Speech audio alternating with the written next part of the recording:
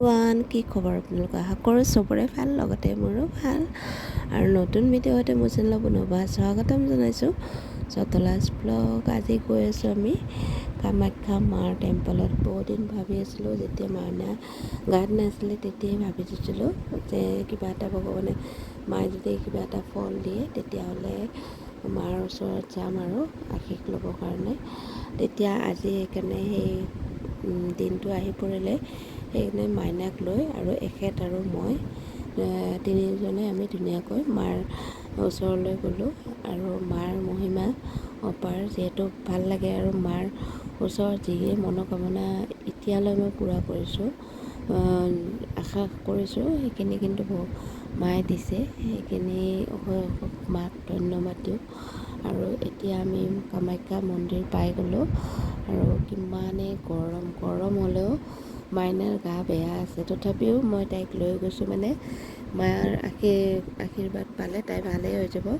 তাই জ্বৰ চৰ্দি চবৰে হৈছে, মোৰো হৈ আছিলে, কিন্তু আজি তথাপিও বোলো মাৰ ওচৰত গ'লে চব ভাল হৈ যাব। সেইবুলি তিনিওজনে আজি ওলালোঁ মা কামাখ্যা মন্দিৰলৈ। আৰু এনেকৈ মন্দিৰৰ ভিতৰত মেইন মণিকোটত যাব নোৱাৰোঁ, কাৰণ কি মেইন মণিকোটত যাব লাগিলে বহুত লাইন পাতিব লাগিব, আৰু জানাই নহয় বাচ্ছা লৈ ইমান লাইন পাতিবও নোৱাৰোঁ। সেইকাৰণে মাক বাহিৰৰ পৰাই সেৱা কৰি আহিলোঁ, আৰু মাৰ ওচৰত এনে ভোগ প্ৰসাদ দি কেনে ধুনীয়াকৈ আহিলোঁ। আৰু কেইখনমান ফটো উঠিলোঁ। ফটো উঠি আৰু মাইনাই অকণমান আমনিও কৰিছে, কিন্তু পিছত তাই ঠিক হৈছে। পানী চানী খুৱাই দিলোঁ, খুৱাই দিয়াৰ পিছত তাই আৰু বিৰাটেই ভাল পাইছে। দেখিছেনে কিমান খেলি আছে, আৰু বাপেকক পাই কেনে আৰু মোকে নালাগে এনেকুৱা।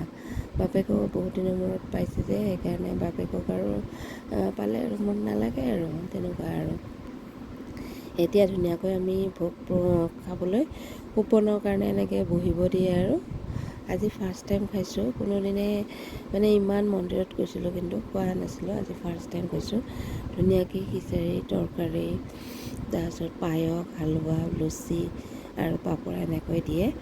খাই যে কি ভাল লাগিছে ভোগখিনি। আৰু এনেকৈ আৰু ঘৰলৈ আহিব ল'লোঁ, আৰু উবেৰ ভাড়া কৰিলোঁ। ভাড়া কৰি তিনিওজনে আৰু ঘৰলৈ বুলি আহি আছোঁ। আৰু আহি থাকোঁতে কি হ'ল, গাড়ীখনে অলপমান ক'ৰবাত এক্সিডেণ্ট লগালে, আকৌ উবেৰ এখন চেঞ্জ কৰিব লগা হ'ল।